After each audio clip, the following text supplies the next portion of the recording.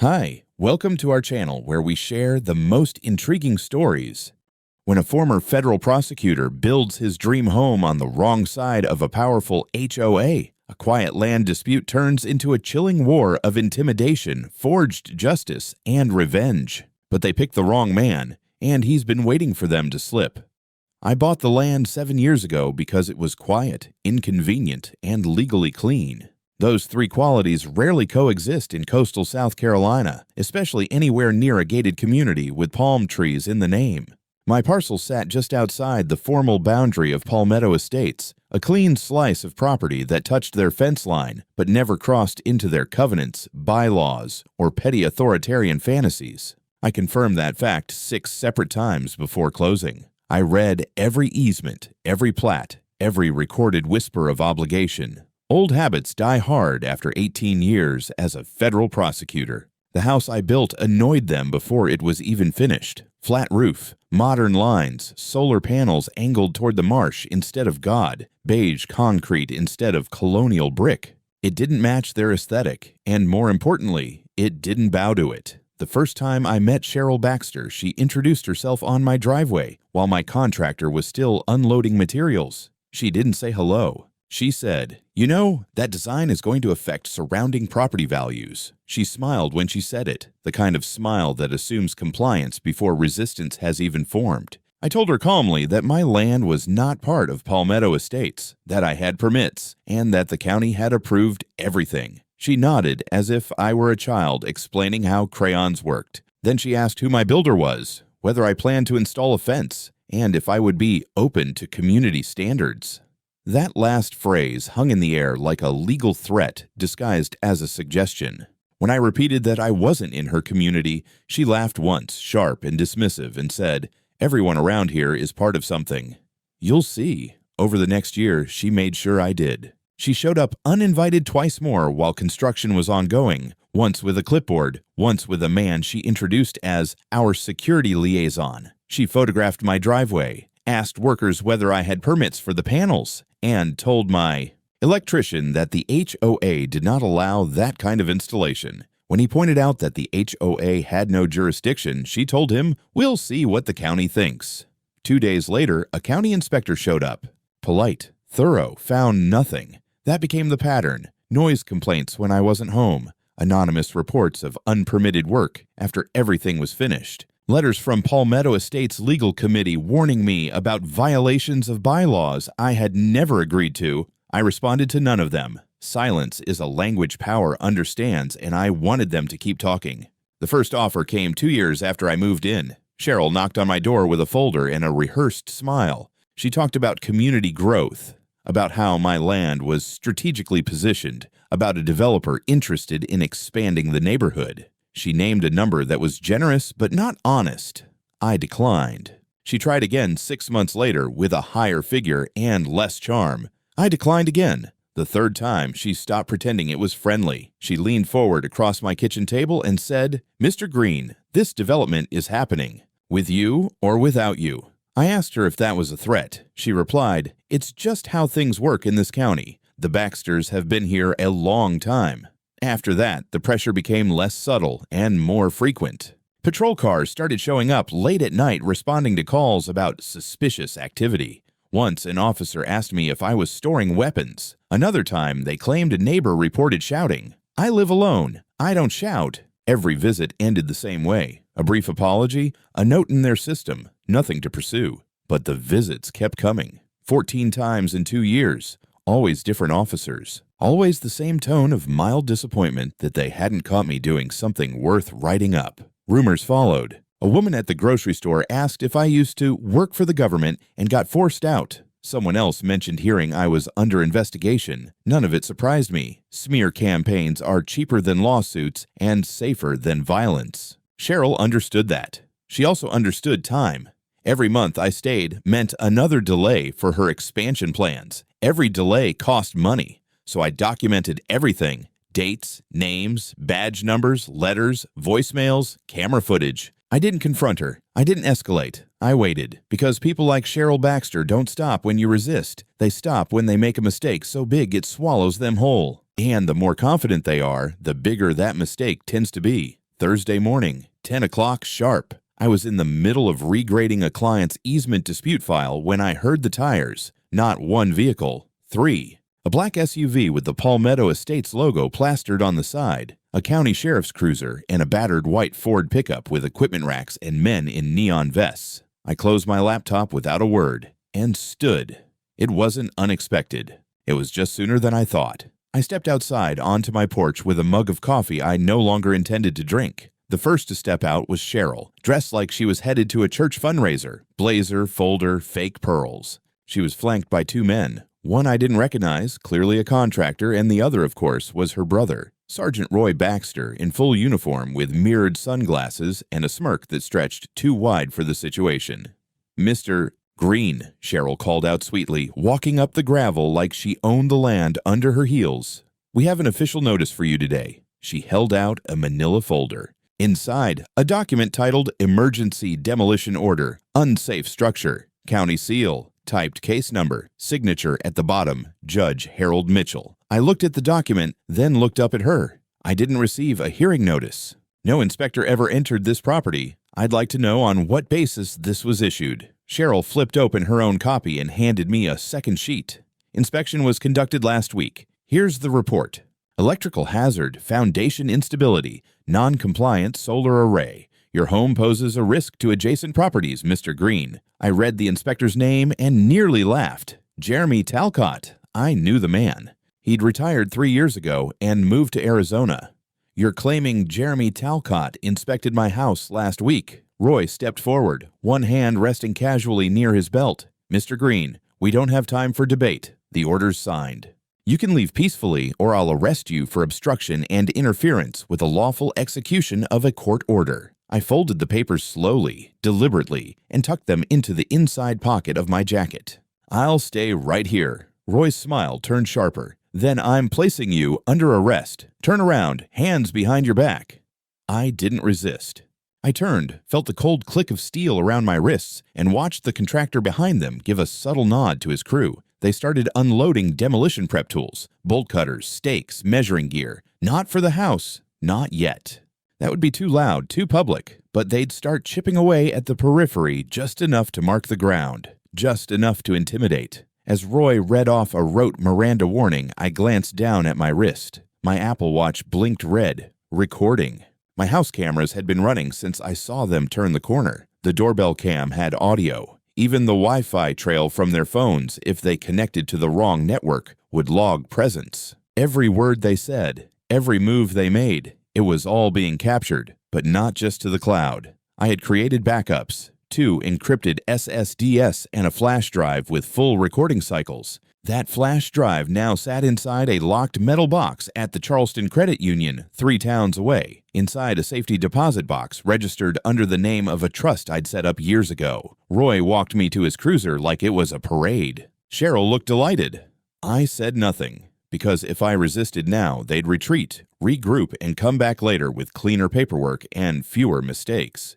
But if I let them walk right into their own trap, forge documents, destroy property, arrest a man on his own land using a fake court order, then they would fall all the way down. No appeals, no denials, no settlements. Let them bury themselves. I'd bring the shovel. The ride to the station was quiet, which suited me fine. Roy didn't even bother with the radio, just drove with that self-satisfied smugness he wore like a badge of honor, knuckles loose on the wheel, humming something that sounded like a country song played off-key. He didn't say a word until we pulled into the back lot of the Beaufort County Sheriff's Office and parked near the intake doors. "You brought this on yourself," he muttered as he killed the engine. I didn't answer. I didn't need to. Inside, the officers at the desk gave Roy a nod that felt just a little too casual. No one asked him to show paperwork. No one questioned the arrest. It was a closed system, a family business in uniform. Roy handed over a single page with the supposed demolition order and rattled off the charges like they were items on a fast food menu. Obstruction of justice, interfering with a court-ordered action, refusing a lawful directive from a peace officer, possibly resisting, but he cooperated at the scene, so I'll leave that off. No mention of the lack of warrant. No mention of a real court proceeding. No mention of the fact that I was standing on my own legally distinct land with no obligation to obey a homeowners association I'd never joined. That would have complicated things, and complicating things wasn't in their plan. I asked for my phone call the moment the cuffs came off. The deputy behind the desk, a younger guy with a Marine-style haircut and the kind of eyes that avoided contact, looked at Roy, not me. Roy shook his head. Not yet. Processing first. Then maybe. I could have pressed. Legally, I should have pressed. But I didn't. I nodded once and let them fingerprint me, take my mugshot, and escort me to a small concrete holding cell with a metal bench and an air vent that whined like a dying mosquito. I sat down, folded my hands in my lap, and closed my eyes. This was the window they didn't understand, the precise 6-hour gap that could make or break their scheme. In South Carolina, detaining someone without granting access to a phone call or legal counsel beyond a reasonable period, especially for a non-violent charge, is a violation of both state and federal civil rights. That reasonable period typically clocks in at 2 hours. 6? That's just enough to call it malicious. And while I sat there, listening to the buzz of fluorescent lights and the occasional clank of boots down the hall, I knew they were already at it back home. The contractor crew wouldn't waste time. They didn't have legal authority to tear the structure down, not really, but I guessed they'd start with symbolic gestures, break something visible, make noise, mark territory. The psychological playbook: destabilize, humiliate, dominate. I'd seen it before, in courtrooms, in interrogations, and sometimes on the streets. What they didn't know was that my system at home was custom built. Not just Nest cams and Ring doorbells, but full spectrum security, motion-triggered 4K cameras, continuous interior feed routed through a private server, and a mirrored backup that uploaded off-site every 60 minutes. My network had been secured with enterprise-grade encryption and a firewall that would make most IT professionals blink. But still, I didn't rely on that alone. 2 days before this happened, I had taken every single critical recording, prior harassment footage, audio clips, letters, logs of police visits, and copied them to a tamper-proof flash drive. I made a second copy on an SSD. Then I drove out to Charleston, opened a trust-owned safety deposit box, and locked it all away. Cheryl might have eyes in the sheriff's office. She might even have someone in the county clerk's department. But she sure as hell didn't have the combination to that vault. And even if she burned my house to the ground, that flash drive would still exist. Hours dragged by. The room smelled faintly of bleach and sweat. I paced exactly once every 20 minutes just to keep my blood moving. No one came, no lawyer, no phone, nothing. At one point, I heard Roy's voice through the door, muffled but audible. Yeah, he's not going anywhere. Let him stew. Meanwhile, make sure the crew knows. Fence down, mailbox gone. Hit those panels if they can without drawing heat. That last part caught me off guard. The solar panels. They were expensive, sure, but more importantly, they were mounted under specific zoning approvals that I'd fought tooth and nail for with the county. Damaging them wasn't just vandalism. It was grounds for a civil claim and potentially a federal energy violation depending on what was hit. If they went for those, they were dumber than I thought. Or more desperate. I sat back down and stared at the steel bars in front of me. The cell door had a tiny rectangular window, no glass, just mesh and metal. At exactly 4 hours and 12 minutes, a different deputy opened the door and stuck his head in. "You need anything?" "Phone call," I said calmly. "Can't do it yet. Sergeant Baxter said we're holding off until processing clears upstairs." "Processing cleared the minute you booked me. You're violating policy." He didn't respond. Just shut the door again like I'd asked him for a steak dinner. I heard the click of the lock and nothing else. The truth was, I could have started shouting. I could have demanded counsel, quoted statutes, filed a complaint. But that would have triggered a paper trail. And what I needed now was exactly this. A record of no paper trail. I needed them to bury themselves in violations. I needed them overconfident. Because when I finally made that call, it wouldn't go to a lawyer or a bail bondsman. It would go straight to a woman in Charleston who still had her federal credentials and access to systems Roy and Cheryl couldn't even spell. So I waited, and they kept digging their own grave. 6 hours and 8 minutes after the metal door clanked shut behind me, it finally swung open again. This time, the deputy didn't knock. He just stood there, looking somewhere past my shoulder like I was a filing cabinet that had finally been requested. "You get your call." No apology, no explanation, just a flick of his chin toward the end of the hallway. They took me to a side room, empty except for a table with a wired landline, a bolted chair, and a camera in the corner, probably not even working. Roy didn't bother to escort me this time. He was busy somewhere else, probably gloating. I picked up the handset, punched in the number from memory, and listened to the soft click of the line connecting. "Carter," said a familiar voice, tired, clipped, focused. "It's me," I said. There was a beat of silence, then a sharp intake of breath. "Jesus, Marshal, what the hell happened?" "I was arrested this morning at my home by Roy Baxter, acting on a forged demolition order signed, allegedly, by Judge Harold Mitchell. No prior notice, no hearing, no inspection. They brought a demolition crew and police escort. I refused to leave the property. Roy cuffed me. I've been held for over 6 hours without access to counsel or communication. My house is being tampered with as we speak." More silence. "You're saying they forged a court order?" she said finally, voice now low and cold, "and actually executed it?" "I'm saying I let them." That stopped her. I knew they were going to do something. I saw it coming. I needed them to go all the way, to make it federal, to make it irreversible. "You're insane," she muttered. "You could have just—" "No.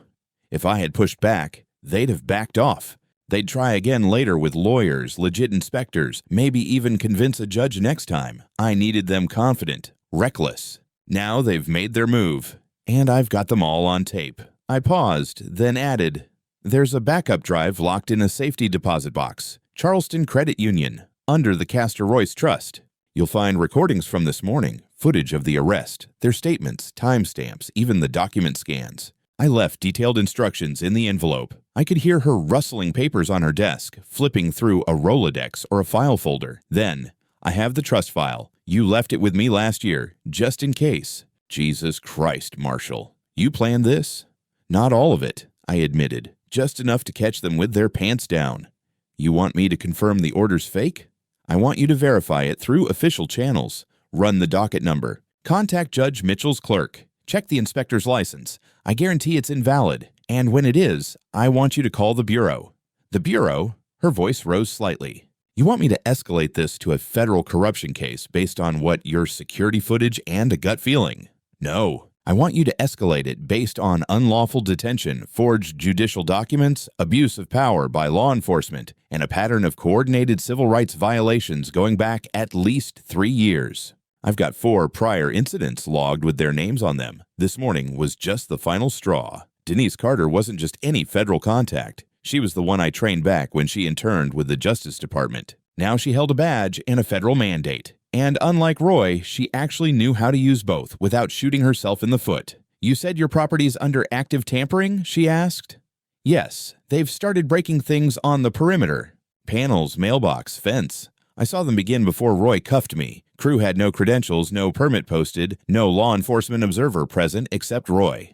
"All right," she said, her tone shifting from shocked to surgical. "I'll need about 2 hours. You'll hear from me when I know more." The line went dead before I could respond. They led me back to the cell without a word. I sat down and folded my arms. Time moved differently now. Charged, suspended, electric. I knew Denise. 2 hours was enough for her to burn half the county's back office records if she had to. All I had to do now was wait for her to light the match. I didn't hear from Denise after 2 hours. I heard from her after 1 hour and 16 minutes. The deputy opened my cell door again, this time with a much tighter posture, no casual shrug, no bored expression. He looked like someone had just handed him a live grenade with the pin halfway out. "You've been cleared for release," he said. "No, sir. No, apologies for the misunderstanding." Just that stiff phrase, like it hurt him to say it. I stood slowly, adjusted my sleeves, and followed him past the booking desk without speaking. Roy was nowhere in sight. A man in a dark blue suit stood just outside the door, arms crossed, clean cut in that unmistakable federal way. His ID badge clipped to his lapel read, U.S. Marshal Service. He glanced at me, then nodded toward the car idling at the curb. "Let's go," he said.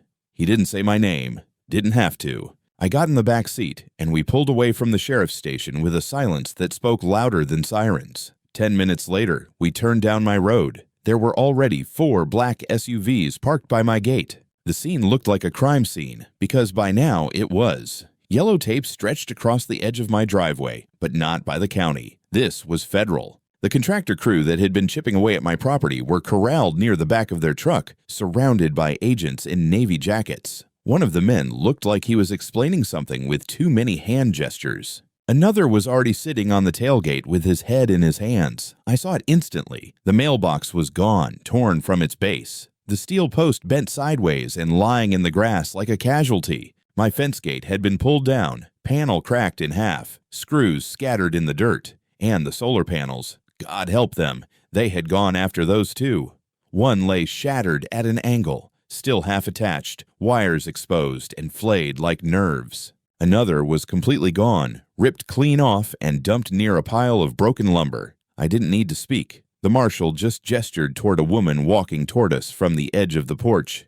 Denise Carter. Business skirt, blazer, hair tied back. She had her phone in one hand and a printed document folder in the other. Her face was tight. "Don't say a word yet," she said as she reached me. "Just listen." She held out the folder. Inside were 2 sheets. The first, a copy of the emergency demolition order signed by Judge Harold Mitchell. The second, a signed affidavit from the actual Judge Harold Mitchell, time-stamped less than an hour ago, swearing under penalty of perjury that he never saw, signed, nor authorized any such order, that his name had been forged, that the docket number used belonged to an unrelated tenant dispute filed 2 years ago. Next, Denise pulled out a third sheet, a verification from the County Records Department. The inspection report from Jeremy Talcott did not exist in any official archive. The inspector's name had been retired from their list since 2021. The license number listed belonged to a pest control company in Savannah. I felt a chill run through me that had nothing to do with the wind. "This isn't just a bad forgery," she said, voice low. "It's a coordinated fabrication. At least 3 parties involved, possibly more. Forged documents, false representation, destruction of property under color of law, and you, illegally detained under a non-existent order, held without communication for over 6 hours." She glanced over at one of the federal techs who gave her a thumbs up. "Your security footage is intact. The server was tampered with, but not successfully. And the encrypted files you deposited," she patted her bag. "We've got them." I let out a breath I didn't realize I'd been holding. "They tried to wipe the cloud upload," she continued. "Logged into your account from a spoofed IP about 2 hours ago. Tried to delete the last 3 days' footage. Didn't know you had dual encryption and offline sync backups." "I assumed someone would try," I said. She actually smiled. "Barely. Good assumption." The agents had already begun collecting evidence, photographing the broken panels, the damage to the fence, the site of the torn-out mailbox. One of them held up a tablet showing the internal footage from the moment Roy Baxter slapped cuffs on me, including the moment I said, "This is my land," and he said, "You're obstructing a court order." That phrase alone would be enough to crucify him. "Where's Roy?" I asked. "He's still at the station, acting like this is all a big misunderstanding." "And Cheryl?" "She's not answering her phone, but we've got a subpoena out for her personal devices and HOA files. One of the workers already flipped, says she paid him $2,000 cash for a demo job that wouldn't draw heat." His words. The pieces were falling. Denise handed me a temporary release form and motioned to one of the SUVs. "I need you to come with us for a formal statement. After that, we'll see about pressing charges." I looked back at my house. Violated, cracked, dented, but still standing. "Give me 5 minutes," I said. I walked slowly to the edge of the porch, leaned on the rail, and took it all in. The broken fence, the busted panel, the mess they made thinking they'd walk away clean. Then I turned back, walked toward the SUV, and climbed inside. The reckoning had just begun. I was in the back seat of a federal SUV headed toward Charleston when Denise finally broke the silence. "They've been doing this for years," she said without looking at me. "That's what I'm starting to see." "You weren't the first." I didn't respond immediately. The adrenaline had worn off somewhere around mile marker 29, replaced by the slow, heavy pulse of focused rage, the kind that sits low in your chest and doesn't go away until something's finished. "How many?" I asked. "We don't know yet, but at least 4 complaints on record against Palmetto Estates for harassment and intimidation. 2 of the families settled out of court. Lowball sales, sudden code violations, unexplained police visits. Sound familiar?" I nodded. One woman filed a formal grievance after a deputy accidentally shut off her water meter during a routine property check. Another reported that her dog was poisoned a week after refusing an offer to sell. No charges ever filed. "And now," I asked. Denise looked over at me for the first time since we'd left. Now they've messed with the wrong former prosecutor. And now we've got physical evidence, a verified forged court document, and a digital chain of custody that backs every step of it. I said nothing. I didn't need to, because now the dam was cracking, and once it did, it would flood everything. By the time we reached the federal building in Charleston, the Bureau had already subpoenaed Cheryl's phone records and seized the HOA's server. Denise's team pulled me into a private interview room. Bright lights, no windows, standard procedure. They had a transcriptionist, 2 special agents, and a tech expert in the corner verifying files from the backup drive. I spent 3 hours walking them through every incident, the offers to buy my land, the letters, the harassment, the false noise complaints, the police visits. I gave them names, dates, badge numbers, copies of emails. I handed over logs from my home network, every device that had connected, every login attempt, every spike in traffic when a file was being accessed or deleted. The tech guy whistled once when I showed him the layered backup system I'd designed. "You built this yourself?" he asked. I nodded. He glanced at Denise and said, "This is airtight, time-stamped, tamper-logged, AES encryption with an off-site checksum server. I've seen banks with looser protocols." Denise smirked. "Told you." "He's paranoid, but it works."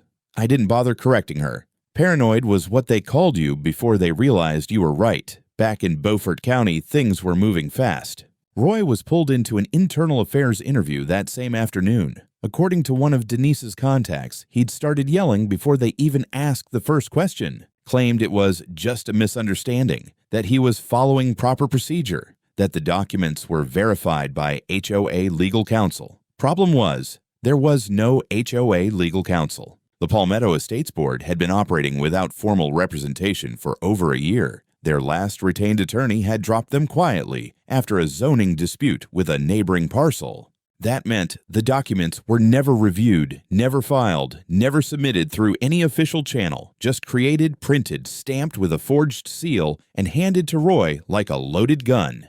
And he'd fired it. Worse still, when they analyzed Cheryl's desktop computer, retrieved from the HOA's community office, they found a document editing tool still open, the demolition order. Metadata showed it had been created at 11:42 p.m. the night before my arrest, on her machine, under her login, and in the temp folder. An early draft with placeholder text, "Insert judge's name here." If that wasn't a smoking gun, I didn't know what was. But the real kicker came from a folder on her desktop labeled Expansion. Inside were PDFs of architectural plans, emailed estimates from construction companies, a proposal letter from a development firm called Carver Ridge Properties, offering to pay $3 million for the combined parcels of my land, and the lots directly adjacent, contingent on the successful completion of Phase 2 expansion. And, stapled to one of those emails, a handwritten note. "Marshall Green is the last obstacle. Roy says he'll handle it." Denise brought it to me personally, slid it across the table like she was dealing a royal flush. "I assume you recognize the handwriting," she said. I looked down at it. Elegant cursive, black ink, every loop smug. "Yeah," I said. "That's Cheryl." Later that evening, the arrest warrants were approved. Roy Baxter was taken into federal custody first, escorted out of the sheriff's office in handcuffs by 2 marshals, while half the department stared in stunned silence. Reports said he didn't speak, just looked at the floor. They booked him for unlawful imprisonment, falsifying legal documents, abuse of power, conspiracy to defraud, and civil rights violations under color of law. He was also informed that his pension had been frozen, pending criminal conviction. Cheryl was next. She tried to stall, claimed illness, claimed she was out of town, even deleted her Facebook account in a panic. But the marshals were already at her front door, search warrant in hand. They found her in the kitchen, still in her robe, holding a glass of white wine at 5 in the evening, inside her home office. Blank court letterheads, identical to those used in the forged order. A rubber stamp mimicking Judge Mitchell's seal purchased online, receipts for cash payments to consultants totaling $8,000, and a journal entry dated 2 weeks earlier where she'd written, "It has to happen this month. No more delays. We get the land. We get the deal. Roy will make sure there's no resistance." She was booked on multiple federal counts: conspiracy, document forgery, mail and wire fraud, illegal attempts to seize private property, and the same civil rights charges Roy now faced. And still, she tried to smile in her mugshot. Denise texted it to me with the caption, "Still thinks she's HOA, President of Earth." I laughed harder than I had in days. The next morning, a local news crew showed up outside Palmetto Estates. Word had gotten out. Scandal in the South, they called it. Headlines ran across the local stations. HOA president and deputy brother arrested in land grab conspiracy. The real residents, the quiet ones, the cautious ones, started coming forward. Some spoke to journalists, others to lawyers. One woman said she sold her property 2 years ago after repeated citations for imaginary landscaping violations. Another said Roy threatened to have her son arrested if they didn't comply with HOA standards, even though their home, like mine, sat outside its jurisdiction. The scheme wasn't new. It had just been allowed for too long. But now it was exposed, and the storm was just beginning. It didn't take long after the arrests for everything to unravel completely. The House of Baxter, as the locals half-mockingly called it, wasn't built on strength. It was built on silence, fear, and paperwork that didn't hold up under real scrutiny. And once that silence was broken, everyone who had something to lose started looking for the fastest way out. 2 days after Cheryl and Roy were booked, the HOA board called an emergency meeting, this time under the supervision of a third-party legal oversight team dispatched by the county. I wasn't invited, obviously, but Denise sent me the minutes. Half the board claimed they'd had no knowledge of what Cheryl was doing. The treasurer resigned on the spot.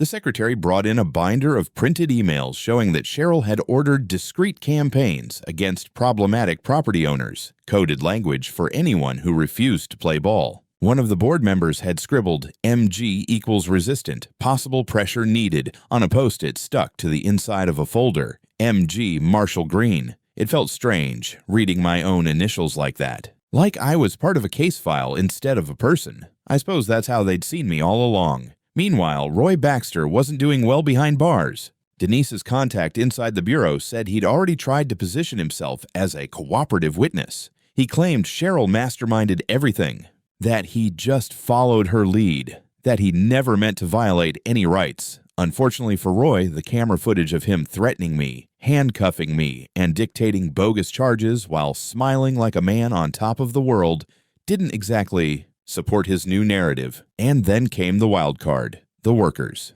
2 of the demolition contractors, Jose Ramirez and Tyler Boone, cut deals almost immediately. Their attorney arranged a deposition with the FBI and the U.S. Attorney's Office. They laid out the whole thing, how they were paid under the table, told to damage but not destroy, how Cheryl personally handed them photos of my property with red circles around the fence, the panels, the mailbox. One of them brought his phone. He still had the original message from Cheryl. Make it look like it's just prep work. Panels can go. That'll shake him. $2,000 each. No paperwork. No names. That phone ended up as Exhibit A in the conspiracy charge. But the most damning evidence came from a place none of us expected. Cheryl's home desktop had been a treasure trove of arrogance, but her tablet seized during the search was pure gold. There, in her private note-taking app, was an entire section titled Phase 2 Strategy, dozens of notes, screenshots, and recordings, including voice memos where she discussed dealing with Green, a saved draft of a letter she planned to send to the county, falsely alleging I had militia ties, a selfie she took in front of the development site with the caption, "Soon, ours," and, most incriminating of all, a scanned letter of intent from the developer promising full payout once the final parcel has been vacated or otherwise cleared. The phrase, "otherwise cleared," became an instant courtroom meme in the federal attorney offices. Denise told me later she laughed so hard she had to mute herself on the call with the assistant U.S. attorney. By the end of the week, the indictments were finalized. Roy Baxter was formally charged under federal law with deprivation of rights under color of law, falsification of public documents, obstruction of justice, conspiracy to commit fraud, abuse of official capacity. He pled guilty to 3 counts as part of a plea deal. No trial. 8 years in federal prison, forfeiture of pension, lifetime bar from any public office or law enforcement role, His plea included full cooperation in the investigation of Cheryl and other associates. Cheryl Baxter tried to hold out longer. She lawyered up fast, denied everything, claimed she was manipulated by her brother. But the paper trail didn't lie, and neither did her own tablet. She was charged with conspiracy to commit wire and mail fraud, forgery of court documents, attempted illegal seizure of property, witness tampering, civil rights violations. Her trial lasted 5 days.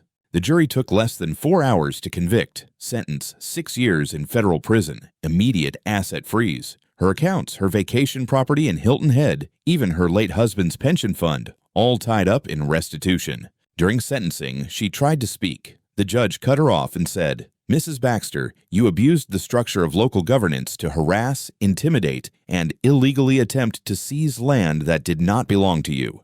You used your position to destroy lives for profit. That ends now." He banged the gavel, and just like that, the empire was officially dead. But the fallout didn't stop there. The county sheriff's department launched an internal audit. Turned out, Roy wasn't acting alone. The chief of police, a man named Dean Morrissey, had signed off on 3 of Roy's false reports in the last 5 years, claimed he trusted his men. That trust cost him 3 years in federal prison for criminal negligence in aiding unlawful actions. And the HOA, put into immediate federal oversight. A forensic audit revealed $89,000 unaccounted for in discretionary spending. HOA dues had been misused for everything from security upgrades to personal travel for board members. Residents voted to dissolve the HOA entirely and petitioned the county for direct administrative support. They got it. I received a check from the Federal Victims Fund 6 weeks later, $340,000 in damages, plus an additional $70,000 for property repair. More importantly, I received dozens of messages from people I'd never spoken to. A woman with 2 kids who said she'd lived in fear for years. A retired teacher who thanked me for doing what no one else could. Even one of the former board members, anonymously, who sent me a note that read, "We were cowards. You weren't. Thank you." I kept that one because I didn't win anything. I just made sure they lost. And sometimes, in the real world, that's what justice looks like. A year later, the house looked just like it had before the storm, except quieter. The solar panels were new, sleeker, mounted tighter against the roofline like a quiet badge of resilience. The mailbox was made of solid steel now, custom built. The fence had been rebuilt higher, with treated oak slats and reinforced posts. But none of those were the real additions. The real change sat in the far corner of the front yard, just inside the property line where the contractor crew had torn the gate down. That space used to be a patch of weeds and gravel. Now it was a carefully designed dry rock garden, pale river stones, a single Japanese maple in the center, and a square granite slab mounted on a base. Etched into the stone were simple words, "Here lies the end of the Baxter Empire, 2024. People stopped to look at it sometimes. Cars slowed down. A few walkers would pause on their route and take a picture, or just stand there in silence. The HOA was gone. Palmetto Estates restructured under a temporary community advisory group run by the residents themselves. No dues, no board, just neighbors figuring out how to live together again. It hadn't been easy. There were lawsuits, some still ongoing. The 4 families who'd been previously pressured into selling had their own class action filed. One of them got their property back entirely through a settlement. Another was awarded double what they'd sold for. And Cheryl's assets? Liquidated. Her beach condo sold at auction. The Tesla she used to flaunt at board meetings? Gone. Her name wasn't spoken much in the community anymore. No one visited her in prison. Not even Roy, who ended up being transferred to a low-security facility in Arkansas. From what I heard, he'd taken up painting. Still claimed he was just following orders. They always do, until the orders stop working. That afternoon, Denise pulled into my driveway for the first time in months. She was off duty, dressed in jeans and a leather jacket, and carried a bottle of bourbon under one arm like a peace offering. I was on the porch with my feet up and a book open that I hadn't touched in over an hour. "You're impossible to surprise," she said as she climbed the steps. "I installed a perimeter alert. You tripped it 20 seconds ago." She smirked and sat down beside me. "You look calmer," she said. "I am." We drank in silence for a while. The wind rustled through the trees behind the house. Insects buzzed lazily near the railing. Finally, she said, "You never really told me why. Why not stop it early? Why let yourself get arrested?" I looked out across the yard to the stone slab. Because if I stopped them early, they would have just tried again. Roy would have had the documents rewritten properly. Cheryl would have cleaned the metadata. They'd have played it smarter next time. But this way, they went all in. Gave me everything. I took a sip of bourbon, let it sit a second. People like that don't quit when they get scared. They quit when they get caught. She nodded slowly. "You could have gotten hurt." I shrugged. "I had insurance. And I knew you'd answer." She laughed once. "You really are a bastard. You say that like it's news." The sun dipped lower. The shadows stretched long across the grass. A neighbor I didn't know waved from the sidewalk. I raised a hand back, just enough. Before Denise left, she walked down to the stone garden. She stood in front of it for a full minute, then took a picture with her phone. "You gonna post that?" I asked. She smiled. "No. Just wanted a reminder." She paused, then said something I didn't expect. "You know, Marshall, most people don't win. Not against systems like this. Not against people who know how to bend the rules." "I didn't win," I said. "I just let them lose." She stared at me for a moment, then got in her car and drove away. I sat there a while longer, bourbon in hand, watching the last sliver of sun melt behind the trees. Tomorrow, I'd work on the back fence. Maybe replant the hydrangeas, maybe not. There was time now.